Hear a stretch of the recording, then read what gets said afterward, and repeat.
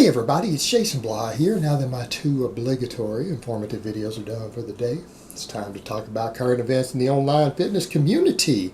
And someone linked for me yesterday, good old Junkie Ward making a response to all the people who've talked about him popping his titty on the bench press. So let me put on my +5 hat of weaponsmithing, work on skilling up my crafting a little bit, and let's talk about this. And speaking of game mechanics, well, I've got my +5 hat of weaponsmithing on. Why would anybody pick a bodybuilder as their primary class? They're the most gear-dependent skill class in the iron game. I totally messed that up. Meant to say they're the most gear-dependent class in the iron game, but we just gonna roll with that blooper. For those who get the gaming joke and the real-life joke. But on to Junkie Ward. And you guys notice he's looking worse and worse. He is looking worse. You need to get that Cocoa Puff biopsy that's on the side of his head. I'm actually worried about him. He's starting to look more and more like Gollum every day. You guys know what I mean by Gollum, right? You know, like, we take that needle away from him, he'd be like, "That's stolen from us, my precious." yeah, that Gollum. Alright, I gotta not laugh at my own jokes. Alright, guys, on to the point though. You know, he made a video explaining that what he did was dumb, but he doesn't actually understand why it's dumb, and that's the scary part. I broke all of it down, and he's basically saying, you know, I mean, I told my wife, I guess he's married now. Whatever happened with Carrie and all that? You were with Carrie for 8 or 9 years? 8 or 9 years. Break up with her and he goes and marries someone else. Man. I don't know. I liked her. She seemed nice. Maybe she woke up. Maybe she dodged a bullet there. But yeah. But he's told his wife, as he said, baby, I have to try to bench press again. I just feel like I need to go do something and be heavy and be strong again. I need to bench 400 pounds again. Well, He meant show that he's a man for once. Yeah, show that he's a man for once. Lift some heavy weight. But the thing is that got me. He does all that, but then you watch and it's like, Jerry, you didn't know how to bench at all. You don't know how to bench. We watched him bench. He doesn't touch his chest. And even if he did a half rep of 400 pounds, no one in the world would classify that as a 400-pound bench press. You stop 6 inches off your chest, that's not a 400-pound bench press. So, I mean, honestly, his 400-pound bench press is probably a 300-pound bench press. And that's just being objective. You know, if he was someone who was a personal friend of mine, and people say, you're just being a dick because you don't like him, you guys don't get along. No, I'm really not. I would be more of a dick if he was my friend. If this was someone who was a legitimate friend of mine who I liked, who pulled some silly crap like that, I would bust his balls. I would bust his balls hard because I would want one of my friends to not get hurt and to be legitimately strong. Yeah, I would absolutely be a dick to a bro of mine. So no, it has nothing to do with that. Not the point at all.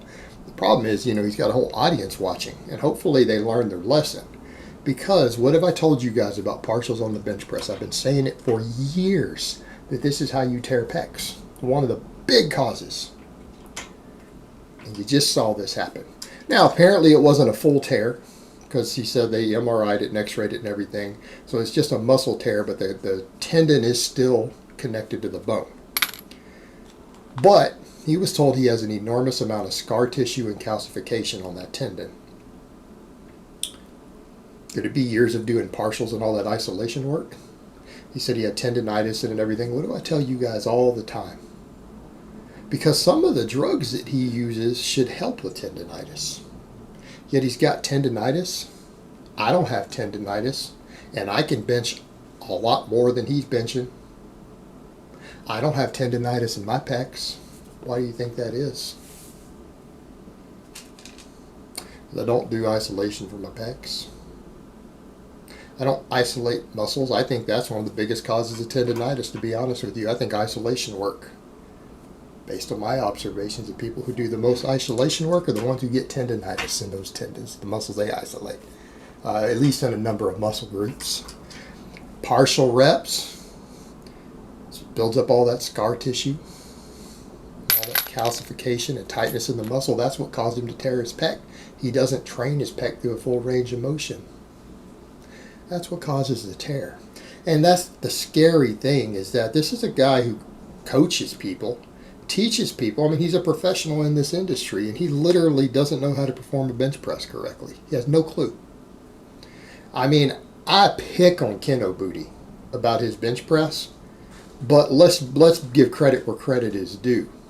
If I were to have to compare these two, of what we saw Jerry do on this bench press where he tore his pec, if these were the only two examples I had to pick from, would be Keno Booty and Jerry.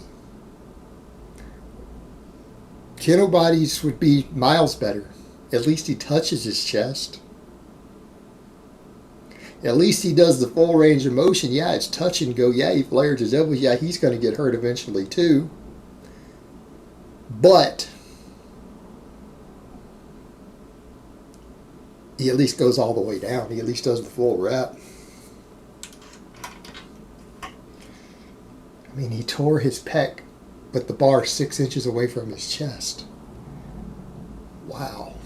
I mean, how much muscle tightness and lack of mobility do you have to have for this to occur? And that's where it got crazy. He said, I need to get back to a 400 bench. Where he said he messed up, and he shouldn't have gone that heavy that quick, gone up to 315. He never did a full rep with 135. He should have never done a rep with a weight that he couldn't do 5 pounds with paused on his chest, lighter.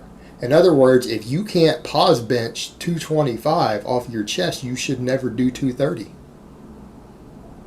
If you can't hold it for a 2-second pause on your chest, you shouldn't go up 5 pounds.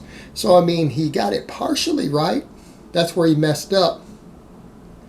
But he was so far off the mark in that he should have never tried to bench more than even 200 pounds. I don't think he could have handled more than 200 and actually benched correctly. It's just scary considering his size, body weight, history of drug use, because he was shaking on the partial with 245.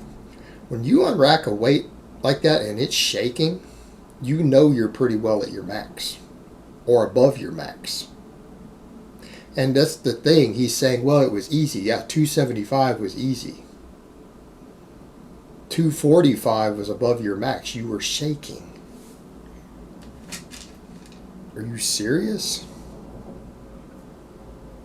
And furthermore, that's not how you get to a 400 bench. Again, this is someone saying, well, you guys, I know what I did was dumb. No, you really don't know how dumb what you did was. You really don't know. That's the scary part. Tell you, as someone who's got to a 400 bench again, and who's done it before, I'm going to do it again. I've already told people that. I told you guys that last month. I will get to a 400 bench. I'm going to do it. 1 pound at a time, 2 pounds at a time. I will go down to microplates if I have to. See, you know how you get to a 320 bench? You do a bunch of pause bench with 315. Right? When you can comfortably pause bench 315, you go to 320. When you can comfortably pause bench 320 in several sessions, you go to 325. And then if it starts getting harder to progress, that's when you have to go to the micro plates. That's all I'm going to do it. I have to use 1 pound plates to micro load my way 2 pounds at a time. To get there, that's how you do it. That's how you do it safely. And you build up all your supporting muscles. Yeah, you make sure your range of motion is good. You make sure your mobility is good. Your technique is good. You tune and hone your technique over and over and over and over with heavy weights, moderately heavy weights. You tune it over and over. You build up all your support musculature. You make sure your shoulder girdle is strong. You make sure your rear delts are strong. Right? You build up the support musculature you need. You make sure your lats are strong, because they will help you with your tightness on the bench. And you get there inch by inch, pound by pound. Always maintaining perfect form, perfect technique over and over and over, and you add pounds over the months and the years. That's how you get there. You don't let your ego get the best of you on a bench press. That's why so many guys get hurt on the bench. That is why so many guys get hurt on this exercise. Ego. You can't have an ego. You can't do it. It needs to be careful, methodical, calculated. And you got to know when to back down. You have to know your limits. You got to know when to deload. You got to go, man, that felt a little tight. My pecs are a little stiff. Getting a little bit of soreness in there. Maybe I shouldn't increase weight. Maybe next session I need to go down 5 pounds. Maybe I need to take 10 pounds off next time and rework that technique with the 5 or 10 pounds lighter, and then go back up. Undulate it back and forth and slowly make that upward trend. That's how you build a 400 bench. That's how I'm going to rebuild mine. Very carefully, very slowly, and it's going to take as long as it takes. You can't rush these things. And I honestly think he's never benched 400 pounds at all. And the only reason I say that, he didn't know how to do the bench press. He had no clue how to even bench when he had 135 on there. And again, the scariness that we've got a full-time fitness YouTuber coaches people on top of it in the fitness game who doesn't know how to perform one of the most basic, common exercises in the world. All right, guys, there's a handful of exercises that if you can't execute correctly, you really have no business teaching other people. I'm sorry, these are basic exercises that you should know before you even consider becoming a personal trainer, let alone consider yourself a coach. It's things like the squat, bench, deadlift, obviously on there. You know, things like overhead pressing, rows, basic exercises. If you don't know how to teach these and perform these with perfect technique, and how to show other people how to find the technique for their proportions, you have no business coaching other people. You just don't. I mean, we can set jokes aside of me saying the standard of every fitness YouTuber should be able to squat 500 pounds. Okay, let's set all that aside. Let's say something that I think everyone out there is going to agree with realistically. If you don't know how to take the most common 5 or 6 basic exercises in the gym and perform them perfectly, you have no business calling yourself a coach or teaching other people, right? You have no business doing so. He didn't even know how to perform a bench press. After training for over 20 years, he did not know how to do a bench press at all. No clue how to do the exercise. Like, I see 15-year-old kids who know more about the bench press than he does. I see noobs at the gym who are starting out who can barely bench 100 pounds who seem to know more about the bench press than he does. They maybe read a book somewhere on how to do it at least. At least they know the basics of the exercise. They're far from being an expert. He's coaching people. And then he wonders why he hurts himself.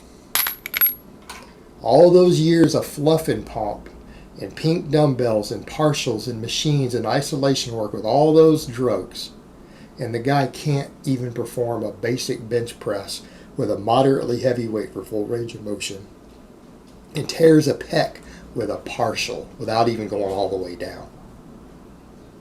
How out of shape are you? What, baby? So that wasn't even a respectable weight. No, 315 is okay. That's all I lifted today. I was fatigued. I did a pause bench at 315. But I touched my chest for 2 seconds. But yeah, that's all I could handle today for my daily minimum. That is actually my daily minimum for close grip bench. I'd never go less than 315. That's my daily minimum on my fatigue days. But, you know, the fact is he stopped 5 or 6 inches short of his chest and still tore a pec with it.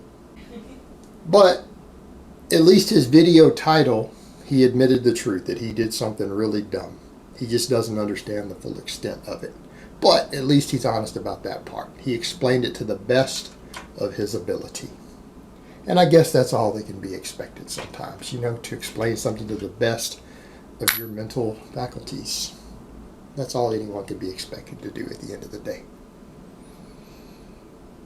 But hopefully this is a wake-up call and he realizes he doesn't know how to perform basic exercises and he should probably go read a copy of Starting Strength or something, or some basic book on how to perform exercises before he teaches other people. Probably be a good idea. Just throwing that out there before he takes people's money. All right, guys, well, that's really all I have to say on that today. I hope it's been informative, and I will talk to you guys next time. Yeah, Jerry, I guess you're gonna have to earn your man card another way.